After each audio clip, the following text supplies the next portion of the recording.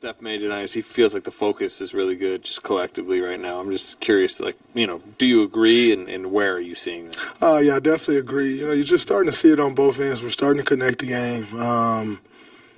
Our turnovers are starting to be a thing, a good thing, not necessarily a bad thing, a good thing. We're rebounding the ball pretty well. So just those are focus things. You give up box outs. You turn the ball over, careless passes. Those are all focus things, and I think we're doing a much better job of focusing on the task at hand, understanding the game plan, and executing it. Steve also said he felt you specifically had, been part of that. How much more focused did you feel maybe necessarily than you were? I feel, just taking less chances. Coach came to me. He was just like, yo, we're going to keep putting the ball in your hand, but, you have a responsibility to take care of it. And we're not the team that we used to be where you can kind of take those chances. The league has changed. Teams feast off those turnovers. And so you just try to take less chances than I was taking. And, I heard it, took it to heart. But overall, just trying to focus in on everything, not just the turnovers, just myself, this team, what's going well, what's not going well, trying to figure out things to, be the player that I can be for this team, the leader that I can be for this team. So, it's definitely a concerted effort. Draymond, you and Steph and Jimmy have all kind of talked up your teammates for most of the season that they can be good for you guys. When you get a night like tonight where Melt comes through and Al comes through, what does that mean to have those two guys step up and maybe any of those guys on a random night?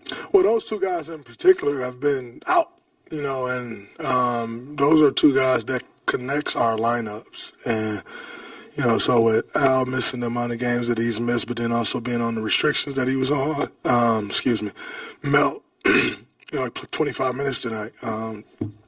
Starting to see that climb. He's starting to get his legs underneath him. So,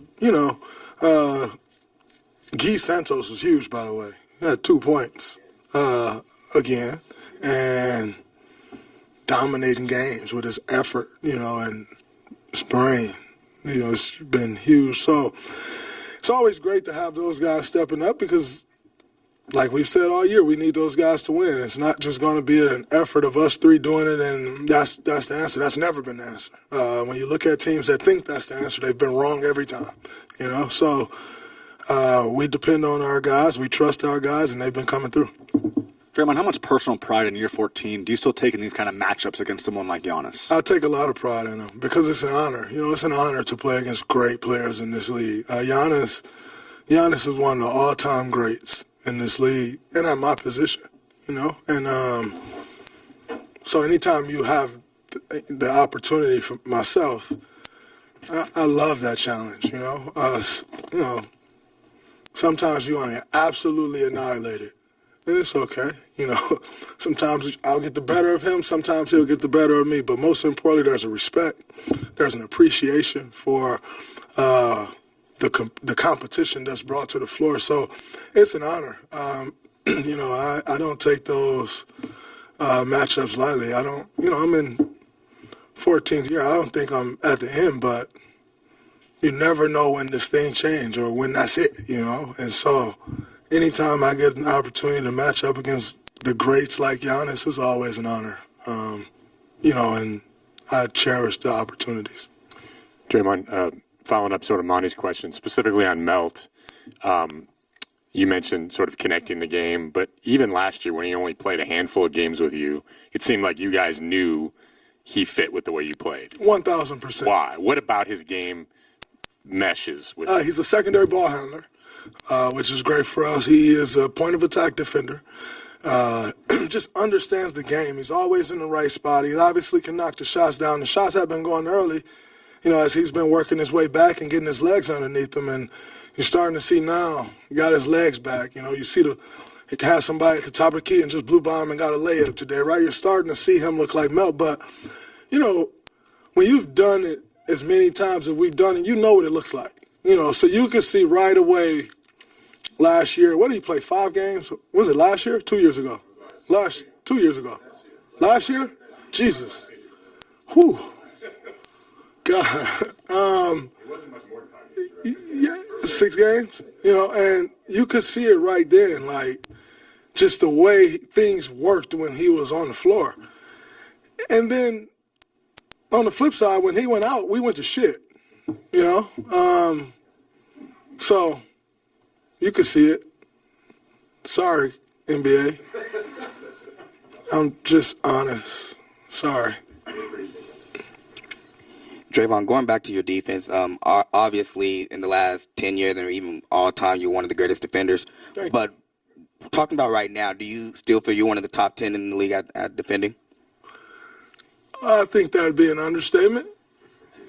Top 10 seems a little low, but top 10 gets me on an all-defensive team, so I'll take that. But yeah, I think I can still compete at the highest of levels, I believe. I think my knowledge and understanding of the game helps me out quite a bit. I can kind of be a step ahead of guys most of the time. So yeah, top 5. 1, 2, maybe 3, or 2, possibly 1. No, I'm just playing.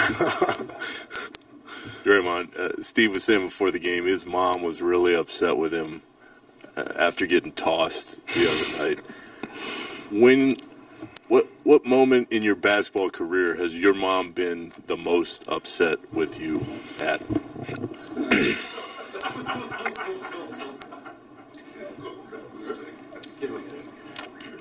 When you are focused, no one can beat us. She texted me today. She texted me Monday. Remember what you love and stop abusing it. She texted me Saturday. Have a great game. Stay focused. Love you. And then as I got ejected, she texted me, what happened? And I text back, no response. So it's still a common thing. Every game, she's on me about not getting thrown out of games and being locked in and focused and bringing what I can bring to the basketball court without all the nonsense. So I get it. I'm happy she got at Steve. That's great.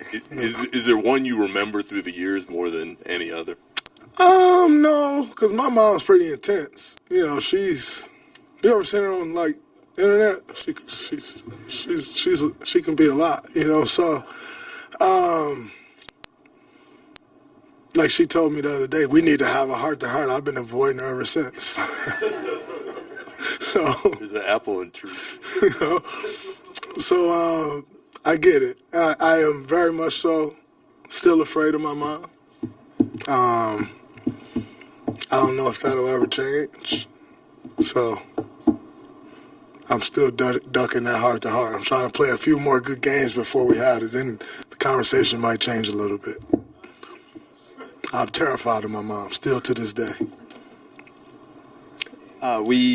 Based on that last conversation about top 10 defensive player, we've talked a little bit in the past about how much more goes into defense than statistics. But what defensive statistics do you like? If I'm honest with you, I don't really know many of them. I know I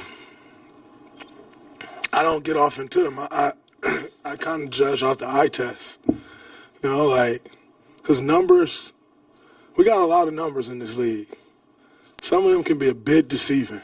Some of the worst defenders in history has led the league in steals.